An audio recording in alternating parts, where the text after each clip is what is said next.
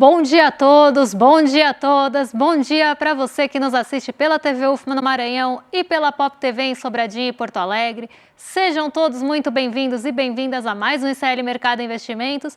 E hoje a gente tem um assunto muito importante para tratar com vocês, porque não só a gente vai falar das expectativas para o pronunciamento do Fernando Haddad ontem, como isso já mexeu com as expectativas do mercado, o próprio pronunciamento, os pontos fortes, os pontos fracos, e vamos falar dos principais detalhes da coletiva hoje. Então a gente tem praticamente um assunto, só que a gente vai destrinchar esse assunto com vocês, vamos tentar abordar os principais aspectos e os principais impactos de tudo isso.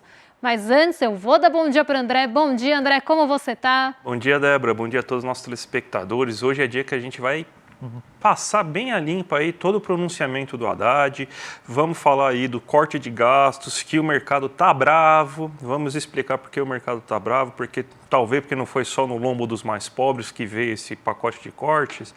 Vamos falar também de toda a repercussão que está tendo isso, vamos falar também da questão da isenção do imposto de renda aí, vamos falar então de tudo que a gente viu desde ontem às 8h30 da noite com o pronunciamento do Haddad e também tudo que a gente ouviu na coletiva do Haddad e demais ministros, né? Mas a gente vai passar rapidinho aí pela agenda do dia para vocês saberem aí o que mais vai acontecer no dia de hoje.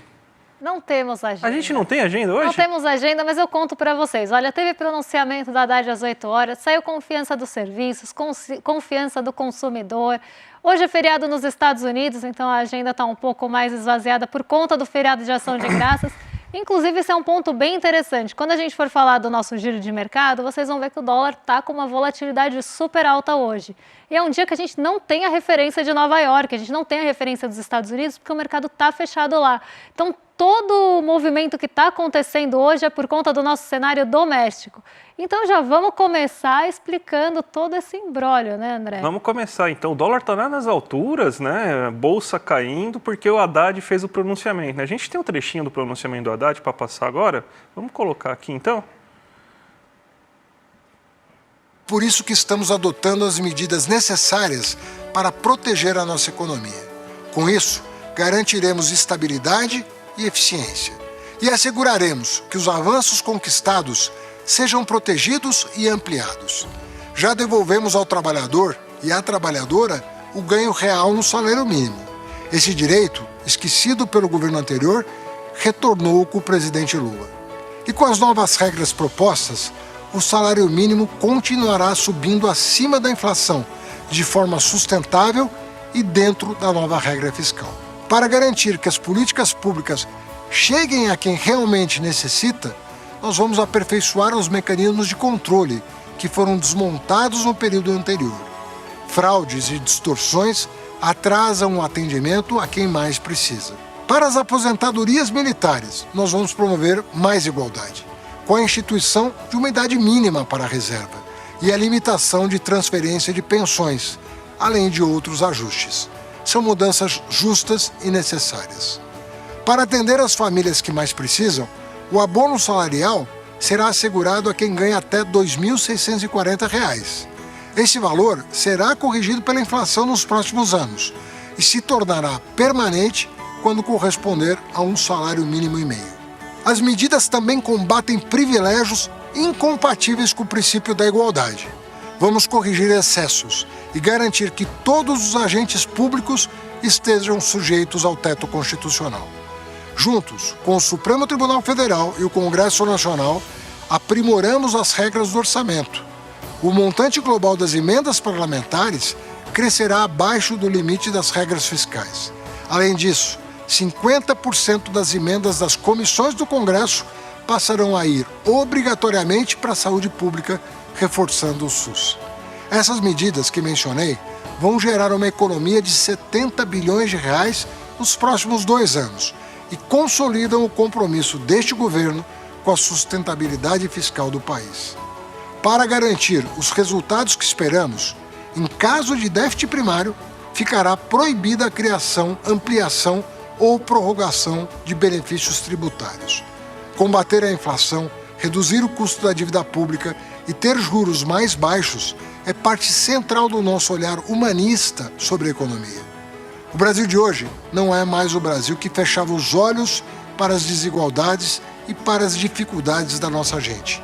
Quem ganha mais deve contribuir mais, permitindo que possamos investir em áreas que transformam a vida das pessoas. Reafirmamos, portanto, nosso compromisso com as famílias brasileiras, proteger o emprego, aumentar o poder de compra e assegurar o crescimento sustentável da economia. Exatamente por isso, anunciamos hoje também a maior reforma da renda de nossa história, honrando os compromissos assumidos pelo presidente Lula. Com a aprovação da reforma da renda, uma parte importante da classe média, que ganha até R$ 5.000 por mês, não pagará mais imposto de renda. É o Brasil justo, com menos imposto e mais dinheiro no bolso para investir no seu pequeno negócio, impulsionar o comércio do seu bairro e ajudar a sua cidade a crescer. A nova medida não trará impacto fiscal, ou seja, não aumentará os gastos do governo. Porque quem tem renda superior a R$ 50.000 por mês pagará um pouco mais. Tudo sem excessos e respeitando. Vamos lá, gente. Vamos primeiro falar, eu acho que é importante a gente falar com vocês sobre o impacto que isso teve ontem. Porque o pronunciamento foi às 8h30 da noite, certo? Só que o mercado fecha antes disso.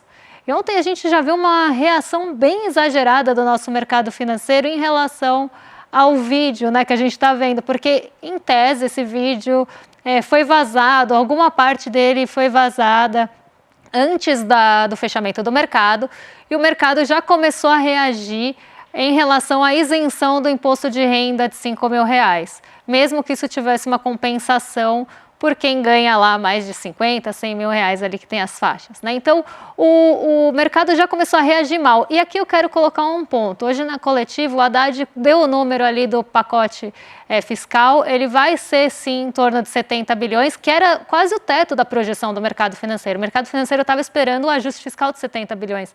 O corte de gastos, o pacote de cortes era colocado ali no patamar de 70 bilhões. E esses 70 bilhões foram falados na coletiva. A gente vai falar bastante da coletiva daqui a pouco, mas esses 70 bilhões foram mencionados, só que não da forma que o mercado financeiro esperava. Então, o mercado financeiro teve uma certa decepção, frustração, porque ele queria que fosse no social, na saúde, na educação, nos benefícios sociais, com possíveis não reajustes acima da inflação, que essa esfera da população e essa esfera da nossa economia fosse afetada pelo corte de gastos e não o restante. Só que outras coisas foram colocadas nesse pacote e a expectativa, antes mesmo do pronunciamento acontecer, como teve ali um possível vazamento de um pedaço do vídeo, o mercado já estava reagindo e reagindo muito mal. Hoje continua reagindo mal, a gente vai falar daqui a pouquinho, mas o dólar subiu ontem para 5,92 na máxima e nossa bolsa caiu mais de 1%. Não só por fatores, porque ia ter feriado nos Estados Unidos, as bolsas de Nova York também estavam ruins, mas a gente teve todo o impacto vindo dessa expectativa pelo pronunciamento. Ou seja, não basta ser os 70 bilhões que o mercado queria, tinha que ser os 70 bilhões da forma que o mercado queria. Eu acho que é esse ponto que a gente tem que ter muito em mente e entender para conseguir também entender essa reação ontem. Os juros futuros foram para 14% dos vencimentos mais curtos. Começaram a projetar uma alta de Selic na próxima reunião do Copom de 1%, 14% no fim do ano que vem.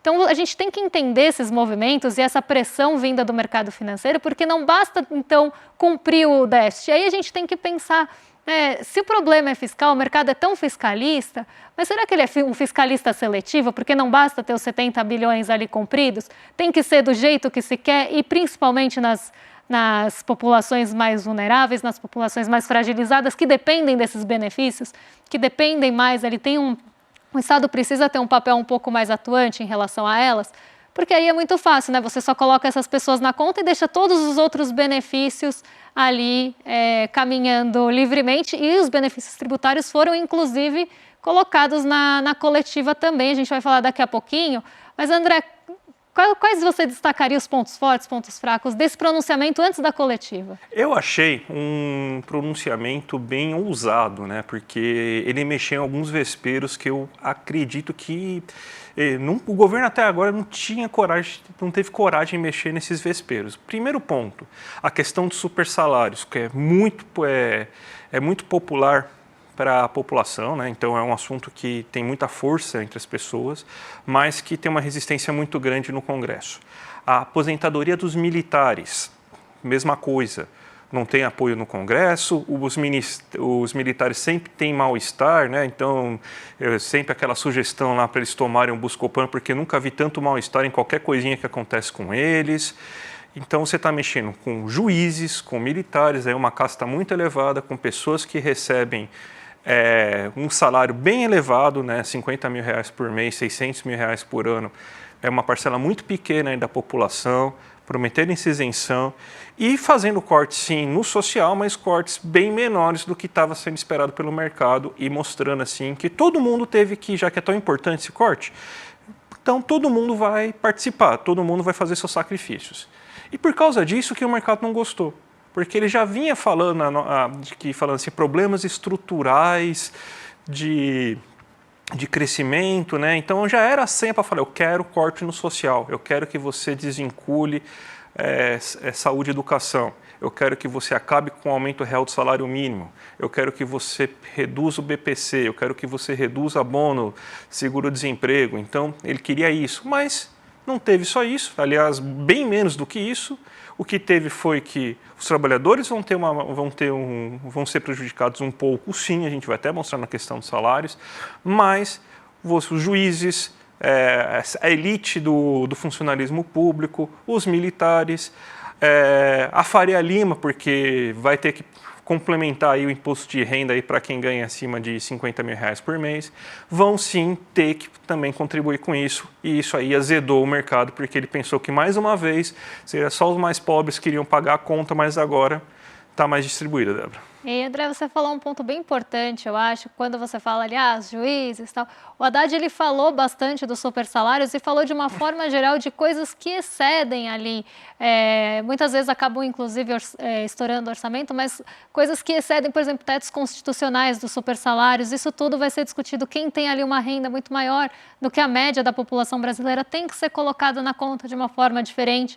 E aí a gente vai falar um pouco mais tarde, mais para o fim do programa, sobre essa questão da compensação, né? Como é que fica essa compensação? Mas vamos começar aqui pelo salário mínimo, já trazendo alguns pontos da coletiva, porque esse é um aspecto bem importante para a gente tratar com vocês, né, em relação ao reajuste do salário mínimo, porque muda ali a forma do reajuste, cumprindo as regras do arcabouço fiscal. Não é uma grande novidade, porque o salário mínimo vai ser colocado dentro dos limites do arcabouço fiscal. Então, o Haddad até falou na coletiva, né, quando a gente tiver um ano não tão bom, o reajuste do salário mínimo vai ser ali em torno do 0,6%, que é o mínimo garantido ali para reajuste acima da inflação, e que a gente teria ali num ano melhor, vamos pensar assim, de crescimento, você teria uma limitação de 2,5%, provavelmente até um pouco menor, para garantir que esse reajuste seja anticíclico. Então, quando a gente tiver um crescimento não tão bom, você consiga garantir esse salário mínimo acima da inflação. Só que aqui é um ponto que a gente tem que pensar, porque atualmente o salário mínimo ele é reajustado em relação aos anos anteriores de crescimento. Então, a inflação mais os anos anteriores. Claro, a gente ficou um tempão com o salário mínimo bem estagnado, né, sem governos anteriores, sem nenhum reajuste. Mas aqui a gente tinha esse salário mínimo mais a inflação e considerando o crescimento aí, e a regra proposta é que ele entre nesses limites do arcabouço fiscal, limitando um pouco esse ganho real do trabalhador e dessa vinculação do salário mínimo. Então, eu acho que tem uns pontos importantes para a gente levar aqui, né? Até eu acho que seria interessante a gente colocar o gráfico para a gente já mostrar como que seria a situação, né? Essa é a situação do governo anterior, do governo Bolsonaro e Temer, né? Ele, na verdade, não seria nem essa, né? Porque lembrando que o Paulo Guedes falou que não ia ter aumento real do salário mínimo, né? Mas vamos fingir que ele ia dar. Então, seria essa a situação. A situação da regra atual é essa linha em vermelho. E a situação da regra do arcabouço é essa linha aqui em um azul meio cianeto, né? Mais ou menos, né? Mas essa linha aqui, essa segunda linha. Ou seja, fica claro que vai ter no médio e longo prazo assim uma queda de renda, vai ter vamos dizer assim, o salário mínimo não vai ser tão bom assim para fazer o que ele faz hoje, né, que é você impulsionar a economia dando ganho real expressivo para o trabalhador. Está garantindo sim um aumento real. O menos mal que você deixa garantido um aumento real, não é um aumento real que a gente via nos últimos anos, aí, na verdade, que a gente via nos governos do PT, porque nos últimos anos aí não tinha aumento real, o aumento real do Temer era de 0,2%, tá? Então isso daí não dá nem para chamar de aumento real, na verdade, mas a verdade é que você teve, então essa é uma das parcelas que a classe trabalhadora vai ter que pagar. Então, vamos dizer assim, entre os prejudicados, assim, de quem vai sofrer aí com os cortes, essa aí vai ser a primeira parcela. Tem também os benefícios do BCP, que a gente vai tratar um pouco mais, que é outra parte aí também que vai ser a parte que vai prejudicar o trabalhador brasileiro, mesmo que a gente vai dar o spoiler já que no final você vai ter aquele incentivo, a isenção do imposto de renda, Débora. E aqui um ponto importante aqui, se a gente fosse destrinchar, eu acho, todos os aspectos falados na coletiva, que foi longa, a gente precisaria do mínimo uns 2 programas. Talvez a gente continue amanhã falando desse assunto, a depender aí da agenda, até porque a gente tem bastante feriado, pouca movimentação, então muito vai recair em cima justamente desse pacote tão esperado. Mas um ponto que até nossa audiência está com dúvida aqui no chat, eu vi vários comentários em relação a isso fora da nossa audiência, é em relação à isenção do imposto de renda, porque eu até vi alguns comentários, vai diminuir o imposto, vai aumentar. O Haddad ele foi bem até direto falando sobre isso, não vai aumentar ou diminuir o imposto. Não é que você vai ter ali um aumento de imposto, uma diminuição de imposto, você vai redistribuir essa cobrança de imposto, porque hoje é muito concentrada, inclusive nas rendas menores, As rendas maiores, quem tem renda muito alta no Brasil, dá um jeito de não pagar imposto. É isso que a gente tem que ter em mente também.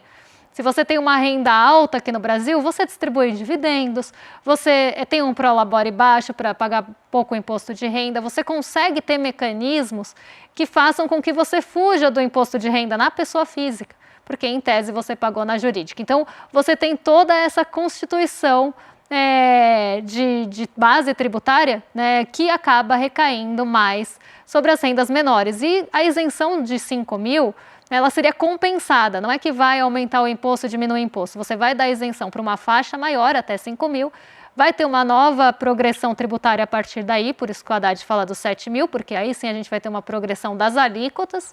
E quem ganha ali mais de 50 mil, que daria 600 mil no ano, teria essa aplicação de uma alíquota efetiva, porque para quem declara imposto de renda, vê lá, eu fui tributado 27,5 na fonte, aí teve, as deduções entraram, minha alíquota efetiva no final foi menor, por isso que a gente paga imposto ou restitui lá no final.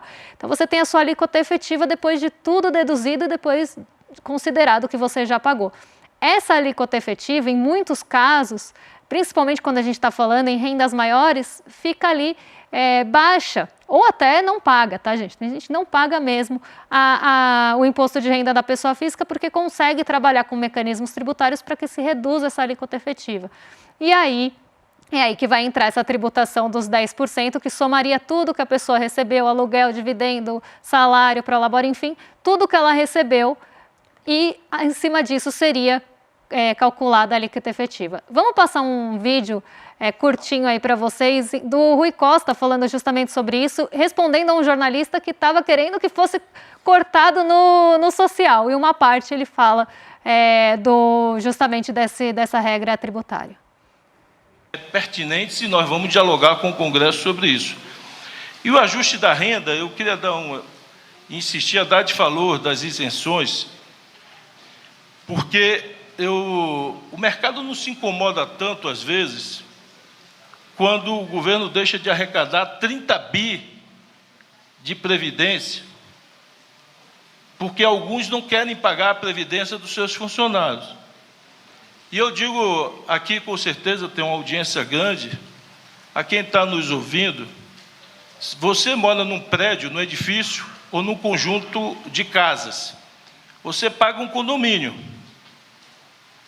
Toda vez que alguns disseram, eu não quero pagar minha taxa de condomínio, só quero pagar metade, ou eu não quero pagar nada, quem mora nesse prédio, e você sabe o que eu estou dizendo, porque muitas vezes quando alguma pessoa não paga o condomínio, você tem que aumentar a taxa dos que pagam para compensar, para o elevador não parar, para a luz do corredor não vai pagar, para o prédio não ficar sem água, alguns têm que pagar. E o que nós estamos fazendo hoje é porque quem mora na cobertura, com piscina, não estava pagando nada, ou estava pagando muito pouco. E quem mora no primeiro andar estava pagando sozinho a conta. Todos vocês são jornalistas. Todos vocês têm 100% aqui, a incidência muito além de 10% de imposto sobre a renda de vocês. A alíquota efetiva. A alíquota nominal de alguns pode ser até 27%, mas a efetiva vai ser menor do que 27%. Mas todos, com certeza absoluta, têm uma alíquota líquida, efetiva, acima de 10%. Por que alguém que ganha 5 milhões por mês não pode pagar 10% da renda? Isso o mercado toma com surpresa. Alguém que ganha 10 milhões por mês ou por ano não pode pagar 10% de contribuição para o país, tem que usar o que se chama de engenharia tributária para buscar brechas na lei e não pagar nada contra aquele que ganha um assalariado, carteira assinada, ou PJ que seja, que trabalha nos jornais, que trabalha como advogado, como médico, seja lá quem for, está pagando. Então, o que se está buscando aqui é um país mais justo, onde todo mundo que mora no condomínio pague a taxa de condomínio, para não faltar luz, para não faltar água, para não faltar elevador. É disso que está se tratando. Porque quem mora no primeiro andar está pagando sozinho a taxa do condomínio de quem mora na cobertura com piscina. Então, o que se está buscando é, ao mesmo tempo, se pede compreensão de quem ganha salário mínimo. Muito boa fala, né? Então, é por isso que o mercado ficou bravo, né? Porque o mercado trabalha para o pessoal da cobertura com piscina e ele quer que o ajuste seja só no lombo do primeiro andar, né? Então, é isso que o mercado deseja. O mercado, ele estava cobrando isso e estava deixando bem claro. E deixou claro hoje que ele não gostou do ajuste, né? Eu, como sempre, venho para cá ouvindo aquelas grandes opiniões de um monte de gente aí, né, falando, aqueles belos analistas de mercado. Teve até hoje ex-ministro aí que pulou de lado para comentar isso em uma rádio famosa aqui de São Paulo, aqui, pra você ver o nível aí de desespero que os caras estavam tendo aí para falar dessa coisa, né? Então, eles estão bravos, estão falando, insustentável, porque isso aí a gente gera dúvida sobre a sustentabilidade do corte e tudo mais. Eles não gostaram. A grande questão, André, eu acho que as pessoas não querem abrir mão dos seus benefícios. Ninguém quer abrir mão. Todo mundo quer corte de gasto, mas ninguém quer abrir mão. Então, a pessoa que hoje faz mecanismos tributários, como falou aí o Rui Costa, não quer ter que pagar 10%, porque hoje ele paga zero ou paga muito pouco, ele não quer pagar 10%. O agro não quer que os benefícios tributários dele sejam cortados em caso de déficit primário. Ninguém quer que volte a reonerar a folha de pagamento. As pessoas estão muito confortáveis com os benefícios delas. E ninguém quer abrir mão disso para contribuir para o país de uma forma mais equitária, eu diria. Porque hoje a carga tributária ela pesa muito no assalariado, porque se a gente for pensar, a isenção ela não é ali atualizada há muito tempo, gente. Isso está sendo discutido há muito tempo, não é de hoje, não é uma discussão do Haddad. Isso é discutido há anos, porque a tabela tributária não acompanhou a inflação. Então, é até estranho a gente estar discutindo ou não se 5 mil é passível de isenção, se isso é possível. E aí sim, né, a gente tem toda essa discussão e toda a carga ali nas pessoas que ganham menos renda. Não só pelos impostos diretos, impostos de renda, como no consumo. Se eu tenho uma renda menor e outra pessoa tem uma renda maior e a gente compra o mesmo bem, a gente está pagando o mesmo imposto naquele bem, se a gente for pensar, grosso modo. Então, a pessoa ela é penalizada quase 2 vezes, né? Penalizada assim, ela é tributada de uma carga mais pesada 2 vezes, enquanto a pessoa mais rica, a pessoa com uma renda maior, ela está sendo aliviada por todos os pontos que ela consegue. E aí ninguém quer abrir mão do benefício. Eu acho que esse é um ponto. Quando a gente fala de mecanismos tributários, quando a gente sai ali, quase 99% das empresas brasileiras são do Simples. Mas a gente tem outras formas de tributação na pessoa jurídica também, o lucro presumido e o lucro real. Se a gente vai para o lucro real, são feitos N mecanismos tributários para que a empresa tenha uma base de cálculo maior. Uma delas, muito discutida já também pelo ministro, que é os juros sobre capital próprio, que existem lá dos nossos anos 80, quando a gente tinha que pagar ali um juro sobre o capital próprio por conta da inflação. Isso se perpetuou e ninguém consegue tirar, e para quem não sabe, os juros sobre capital próprio, eles são colocados como uma despesa na empresa. Então é como se ele tivesse uma despesa. Uma despesa reduz o lucro tributável. Em cima desse lucro tributável, aí sim são cobrados os impostos da pessoa jurídica. Esses juros sobre capital próprio, ninguém quer abrir mão, porque ele é uma despesa que acaba diminuindo a base tributária, e quem normalmente se beneficia de juros sobre capital próprio? Quem faz lucro, quem tem a tributação pelo lucro real. Quem tem tributação pelo lucro real? Ou é empresa muito grande, ou é do setor financeiro. Então a gente está falando de benefícios que existem dentro do nosso Brasilzão aqui, que ninguém quer mexer, ninguém quer abrir mão. E aí quando você coloca isso com uma possibilidade, então um dos pontos falados na coletiva foi justamente ali o benefício tributário, né? Eu acho que a planilha veio, naquela famosa planilha de quem recebe, quanto recebe, veio um excelente momento, e não foi à toa, eu acho que foi estratégico inclusive, porque agora a gente conhece quem recebe, quanto recebe por cada benefício, e isso pode ali inclusive cair por terra caso a gente tenha déficit. Então, num caso de déficit, onde a gente pode começar a olhar para pagar essa conta, né, como normalmente se fala? No benefício tributário. Mas aí, será que alguém vai querer abrir mão? Essa é a questão, né? Quando está no lombo do outro, do mais pobre, do mais frágil, aí tudo bem. Mas na minha, no meu não, né? Isso daí é outro ponto maravilhoso, né? Não sei se a gente vai discutir isso com mais profundidade hoje, é justamente isso, né? Vocês não são tão fiscalistas, vocês não querem tanto assim que as contas estejam no azul, que a gente tenha, então, sempre superávit, então tem que ter déficit zero para mostrar que o governo é eficiente. Beleza, então tá. Se a gente tiver algum problema de arrecadação, alguma coisa que faça a gente sair fora da meta, não tem problema, a gente reonera alguns setores da economia aí para cobrir esses rombos. Aí o mercado chiou, né? Como assim não vai matar o pobre para cobrir o déficit da economia? Não, gente, não é vocês que vão ter. Vocês não querem? Então contribuam também. Eu acho maravilhoso. Um ponto polêmico, que eu acho que é até bom a gente explicar aqui também, é a questão do BPC, do Bolsa Família, porque a gente vai ter mudanças. A gente tem até uma arte aqui para ilustrar, né? Que na verdade você vai ter algumas atualizações na relação do BPC, né? E do Bolsa Família, mas seria mais assim uma questão assim de evitar fraude. A gente está tendo, principalmente no caso do BPC, uma verdadeira indústria de liminares aí para conseguir BPC, né? É que nem a história do carro para PCD, né? Que aí você consegue aqueles descontos, aquelas isenções tributárias lá. Aí todo mundo arranja um laudo para falar que tem direito, porque tem uma dorzinha no joelho, porque o tornozelo está meio ruim e tal, e consegue pegar esse benefício, né? O BPC está sendo quase que a mesma coisa agora. Estão arranjando o laudo, tem empresas, tem advogados que são especialistas nisso, subiu em mais de 30% em um período muito curto de tempo. Então você tem que evitar fraudes. E a gente sabe que tem fraude no Bolsa Família, que tem membro de seitas aí muito importantes aí, né? Muito bolsonarista, gente que quer abrir partida aí, que já recebeu Bolsa Família aí. Então você tem um monte de gente que recebe indevidamente esse benefício. Então você fazer uma limpa aí dessas pessoas que façam isso, eu acho muito importante. Então, eu achei interessante você tentar fazer, então, uma limpa para ver quem merece de fato esses benefícios do que você fazer um corte de fato, né? Mesmo a gente sabe que algumas pessoas vão acabar sendo injustiçadas. Infelizmente, é assim que funciona, mas tem que acabar com umas certas mamatas, né? E, geralmente, quem está fazendo essas sacanagens aí é rico, né? Vamos falar a verdade. Não precisa, né? Eu acho que esse é um ponto importante.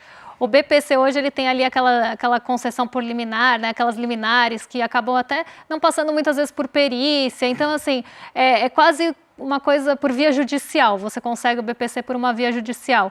E aí não necessariamente aquela pessoa tem a necessidade, ela vai por esse caminho para conseguir receber esse benefício que ela não teria necessidade, por essa via ela consegue. E aí muito foi falado disso na coletiva. Não vai ser, por exemplo, uma redução de valor, né, ou uma não atualização do valor, um ganho real. Não é isso que está sendo discutido. É justamente fazer com que a gente tenha entregue o BPC ou Bolsa Família para quem realmente precisa do BPC e do Bolsa Família. E com isso você teria ali uma redução do peso orçamentário. Até um ponto trazido pela coletiva é que o BPC estourou o orçamento justamente por conta dessas concessões que cresceram muito e essas concessões via judicial. Então esse é um ponto bem importante, eu achei bem importante isso ser trazido e não só olhar para a atualização ou não do BPC como estava sendo discutido, né? Porque o que o mercado estava colocando como meta é que o BPC não fosse reajustado de forma real, acima da inflação. E o Bolsa Família a mesma coisa, né? Isso foi muito discutido e o que foi colocado então vamos fazer biometria, vamos atualizar o cadastro das pessoas para receber o Bolsa Família realmente quem precisa. Porque, na verdade, o benefício social é para quem precisa. Se você está recebendo indevidamente, você está fazendo errado, ponto, acabou. Então, exatamente. Mas o mercado queria, na verdade, que fizesse corte, que fizesse reajuste. Não vai ser mercado.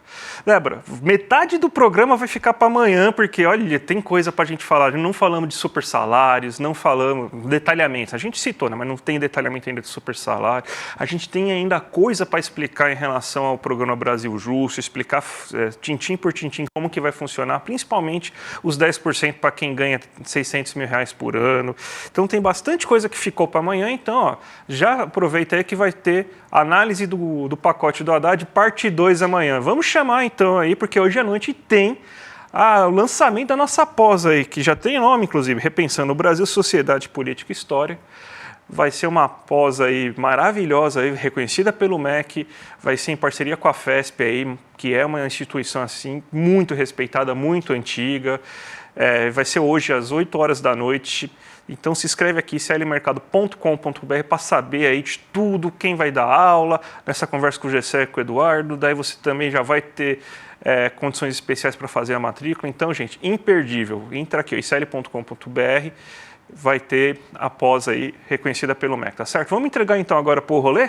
Vamos entregar para o rolê, rolezeiros, não fiquem bravos, não fiquem ansiosos, porque agora vocês já estão com o Guga Noblar e com o William De Luca na sequência. A gente volta amanhã com a parte 2 para esclarecer de fato aí, o resto que tem para falar do novo pacote aí fiscal e todos os ajustes. Um beijo e até amanhã, pessoal. Até amanhã, gente. Tchau, tchau. Chegou o grande dia e quem disser que não está ansioso nem nervoso está mentindo, porque para sempre vai ser o dia em que o ICL lançou a sua primeira pós-graduação, reconhecida pelo MEC e logo em parceria com a FESP, né? Uma das maiores escolas do país, onde estudaram Sérgio Buarque de Holanda, Darcy Ribeiro e tantos outros nomes tão importantes pra gente. Hoje à noite, às 8 horas da noite, a gente vai fazer todos os anúncios das pós-graduações do ICL. Já tô falando até no plural, então você já tem até um spoiler aí. 1 hora antes das 8 horas da noite, você vai receber no e-mail que você cadastrou um link para clicar e já entrar na sala de espera. Ou pelo grupo de WhatsApp, se você estiver no grupo de WhatsApp, o mesmo link.